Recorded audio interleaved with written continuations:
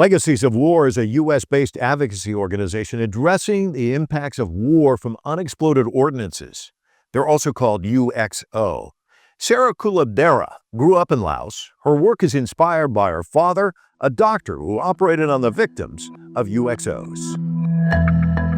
Legacies of War's mission is to make people aware of the secret war and to advocate for the cleanup of cluster munitions dropped during the Vietnam War. I want to talk about your father's legacy, but I also want to talk about the secret war. But and the reason why I want to talk about the secret war is because I don't think a lot of people know about the secret war. So it was a pretty good secret in that sense, because it's not a story that's widely shared even today. But let's start with your dad. Mm-hmm. Yeah, thank you so much, Mike. Really appreciate being here in Full Frame. So my father definitely had a profound impact on my life. His name is Dr. Sursit KOULABDARA. And unfortunately, in 2017, we lost him after a long and hard battle with cancer. So he was in a hospital in Dallas, Texas during that time. And I was fortunate enough to be able to spend the last 2 months of his life with him. And during that time, my dad had to take a whole bunch of pills, and it made him super drowsy. And he knew that he didn't have a lot of time. So he asked me to keep him awake because he wanted to spend every precious moment with my siblings and I. So just, I didn't really know what to do other than ask him to tell me stories about his childhood. And most of it was really fun stories. He's the eldest of 9. And at the age of 12, he was sent to school from the southern part of Laos, where my family's from, to Vientiane province. He got an academic scholarship to go to Lycée de Vientiane. And that's where he spent, such happy memories, whole bunch of friends. He was popular, handsome young man. He loved playing soccer. His idol was Pele. And he wanted to be, a soccer star. But in 1964, when the first American bombs were dropped, his life completely changed. My father witnessed bombs raining down, villagers, people in his neighborhood, people that he knew. The lady who sold lunch to him, the temple where he stayed, destroyed, and chaos all over. And he had to flee to try to figure out what was happening to his family. So just witnessing all the pain, destruction, and devastation happening in his beloved Laos just changed the trajectory of his life. No longer did he want to become the next Pele, but he was inspired to try to heal, just trying to mend the pain and suffering by becoming a doctor. As a young girl, SERA was early on warned of the dangers of unexploded bombs. I grew up in southern Laos. Growing up, the presence of UXO, or unexploded ordnance, I knew it exists. My grandmother would ask us to take us to the temple, ask my siblings and I to pray for my parents' safe return while they were out working, because my dad, being a doctor, he worked on countless victims of UXO accidents. And my mother, renowned seamstress, I'm actually wearing her sin, she would mend clothing for children who have lost a limb. So I knew that it exists, but as a child, because my parents, of course, did their best to keep us safe, we felt pretty safe, until my dad took a job at one of the top hospitals in Vientiane, Mahosot. And we moved there. And this was during the time that my siblings and I started going to school. And while my parents tried to shield us by making up stories about tigers and the pea or the ghosts that would come get us if we veer off this path, it was simply because they knew that there are unexploded ordnance laying around. And the majority of these ordnance, while there's hundreds of different kinds, the main one that are littering Laos are cluster munitions. So the design of cluster munitions in particular are designed to look like toys. They look like a ball, like the bocce ball that children typically play with. Sometimes they're colorful, like the pineapple one. Some of them have ribbons on it. So most of the time, children are so attracted to them. And, imagine 6-year-old me being so curious. I would pick it up and play with it. One of the most vivid memories I have growing up is of one of my classmates, La, who, one day they were screaming and banging on our doors. Villagers were asking for my father to come out. And I followed him, and what I saw was just La laying there with her mother just crying out in pain and anguish, begging for my father to save her life. In order to save La's life, my dad was forced to amputate her leg. He was still wearing his lab coat during that time, and it was soaked in blood. Everything was red during that time.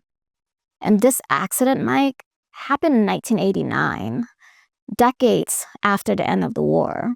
And La was only a 5-year-old little girl.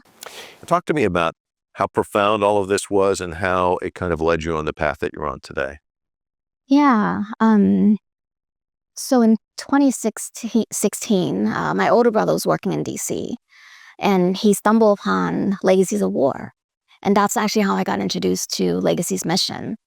I started volunteering, and learning more about this history has really opened my eyes to the problem that still exists, the lingering impact of the Legacies of War.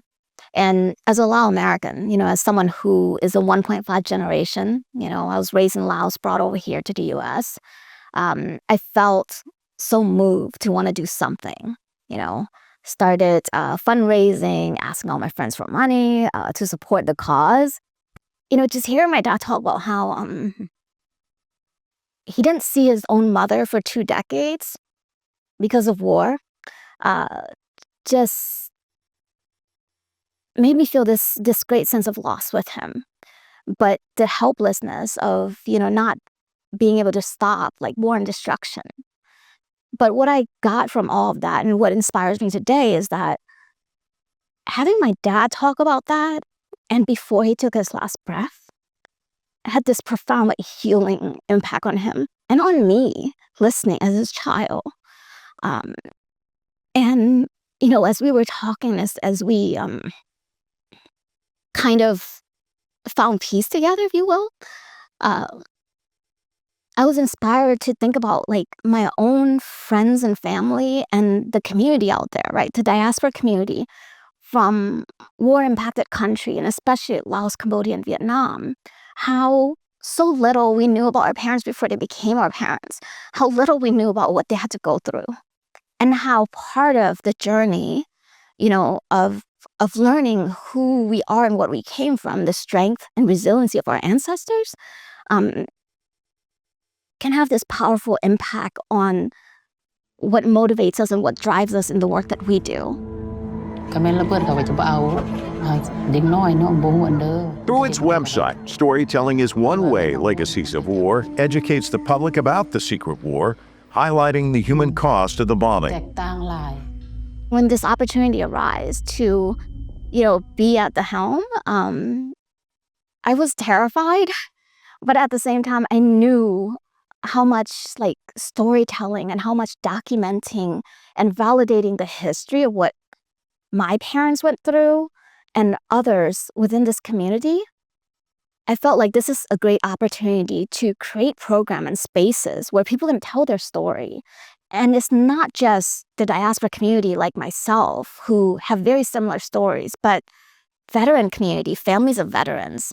We have so many people on our board from all walks of life, folks who worked in government, folks who were ambassadors in these countries, folks who just want to do something to make a difference. So we created a Legacies of Library blog, and we're providing spaces through our History, Healing, and Hope platform, where we have Zoom calls where we allow people to just share their story and talk about how this impacted them. And that, I think, is something that we want to expand on because we know that it makes such a huge difference. I get a letter, pretty much every week saying how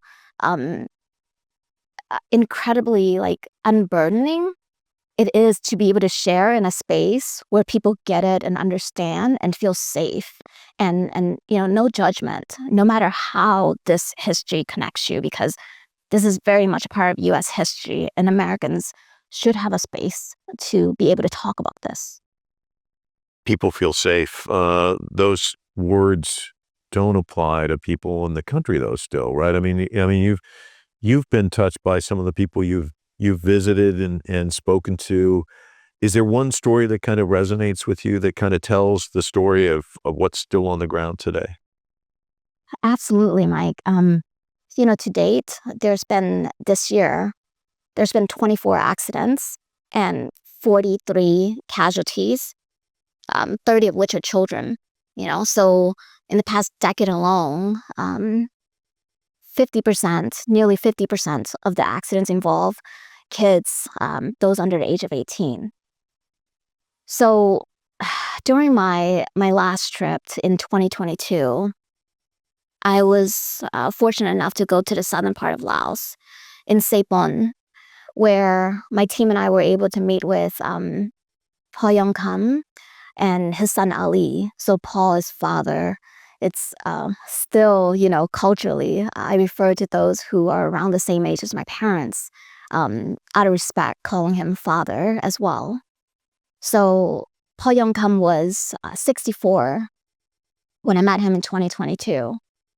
And his son Ali, who was 18. And they shared with us how Paul Yong Kam was a child during the war, and his family lived through it. And most of his childhood was spent in foul, dirty trenches in order to hide from the bombing raids, or in caves where they had little to no food to eat. And during one of the bombing raids, he was hurt by explosive, and so his entire front of his body is covered with shrapnels. Luckily he survived, but 2 of his siblings ended up dying immediately. And after, that long 9 years war, in 2003, his eldest son, Thong Dam, was just collecting scraps in the woods when he encountered cluster munition and didn't really know what it was, didn't know if it could be useful. He ended up just having an accident with it. And Paul Yong Kam, during this time and in this remote part of Laos, he ended up having to carry his son's body 11 miles in order to host a funeral in their village for him. At the end of our conversation, I asked him, it was okay for me to share his story. And he said, absolutely. And he also said something that, really moves and inspires me to this day, which is that no country and its people should have to suffer through what Laos has gone through. And his intention for sharing this story is that he hopes that more people will pay attention to this issue and would continue to support, the work, the demining efforts being done in Laos.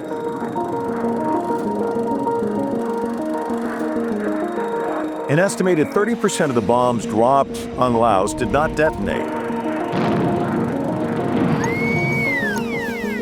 Since 1995, the United States has spent more than $391 million to address the legacy of war in Laos, including clearing UXO and landmines, providing victim and survivor assistance, and educating the residents of Laos about the dangers of UXO. So what needs to take place? And obviously funding's always an issue. Just kind of give me an idea of what are we looking at in terms of really tackling this problem in a serious way? Yeah. It's an uphill battle, but I have great hope because there are people who truly, truly care about getting this job done and making this a priority, right? So, first, this is a problem that exists in Laos, and numerous other countries are impacted by war. But specifically, with the Lao PDR's leadership, the government, one of the things that I think it's so important is that the government is prioritizing this, right? This is Laos's #1 priority in terms of challenges that they're trying to tackle for their citizens. There's sustainable development goals, 17 adopted by a global community. Laos added an 18th sustainable development goal called Live Safe from UXO. So that's a pretty huge, bold step for a country to say that this is a top priority, which means that they're expanding the NRA, or National Regulatory Authority, right? The overarching body that really prioritizes demining and working with organizations that do the clearance work, right? Like the National Team UXO Lao, MAG, HALO, international nonprofits, Norwegian People's Aid, making sure that the methodology to do clearance work is shared, making sure that these teams have all that they require in order to continue their work, right? Can we close by talking about the emotional weight of what you do? I mean, the story you told, the gentleman telling that sad story about how his family, his life impacted, your father's story, just the emotional weight and just how that drives you, and yet, you haven't made it to the finish line, and I'm sure that weighs on you. Can you talk about it? Yeah, the journey ahead is really long. It's a big mountain to climb, but I'm reminded and motivated by the fact that the view at the top is going to be a safer Laos, Cambodia, and Vietnam for millions of people, and in particular, children. There's a quote, by a famous author who's one of my favorites, Viet Thanh Nguyen, who says, all wars are fought twice, first on the battlefield and the second in memory. I add to that by saying that, there's a third, which is in reconciliation and reconstruction, right? And there's a long way for us to go. It's been 50 years. Less than 10% of the contamination left behind in Laos has been cleared. All 63 provinces in Vietnam are still impacted. At least 15% of Cambodian territory are still contaminated by munitions.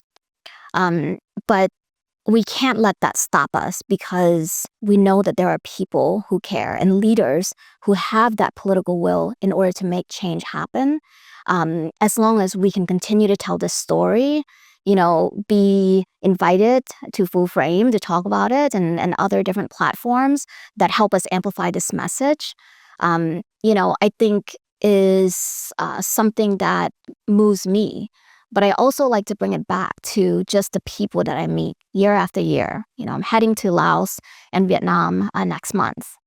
And these are living, breathing human beings, people who have families, children who have mothers that love them, farmers, grandmother who's just trying to cook meal for their family. Just remind that they're not just stats, that I'm writing in my report, but they're human beings that deserve just a basic human right to live free from the dangers of these old war trash. Yeah, all too often we concentrate on the numbers, and you've attached the names to the numbers, which is really important. Thanks so much. Yeah, thank you, Mike.